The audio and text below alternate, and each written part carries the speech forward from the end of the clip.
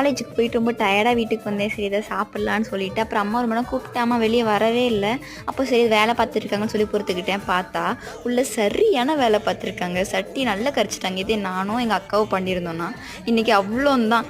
அப்புறம் என்ன பண்ணுறது, ரொம்ப கிரேவிங்ஸ் அதிகமாகிடுச்சு. சரி தான் சமைச்சு சாப்பிட்லான்னு சொல்லிட்டு சேட் ஐட்டம் பண்ணேன்.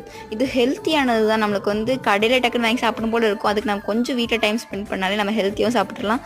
அதே நேரத்தில் நம்ம வந்து கடையில் சாப்பிட்டுன்னு சொல்லி கில்ட்டியும் இருக்காது. ஸோ கண்டிப்பாக நீங்கள் ட்ரை பண்ணலாம்.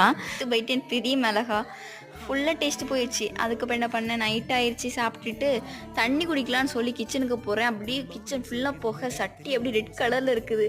அம்மாவை கூப்பிட்டேன். அப்புறம் அம்மா அப்போ சிரிக்கிறாங்க. ஐயோ மறந்துட்டேன் பாப்பா அப்படின்னு சொல்கிறாங்க. ஏன்னா அதுக்கு மேலே ஒரு வார்த்தை கூட பேச முடியல. அப்புறம் கொஞ்சம் படிச்சுட்டு போய் தூங்கிட்டேன். கரெக்டாக நான் வாய்ஸ் ரெக்கார்ட் பண்ணும்போது தான் கோவிலில் பாட்டு போட்டு விட்டுருக்காங்க. கொஞ்சம் அட்ஜஸ்ட் பண்ணிக்கோங்க. அதோட ஆஃப் பண்ணிக்கலாமான்னு சொல்லி ஆஃப் பண்ணிக்கிட்டேன். மறக்காமல் தேடி பிடிச்சிருந்தா சப்ஸ்கிரைப் பண்ணுங்கள், லைக் பண்ணுங்கள்.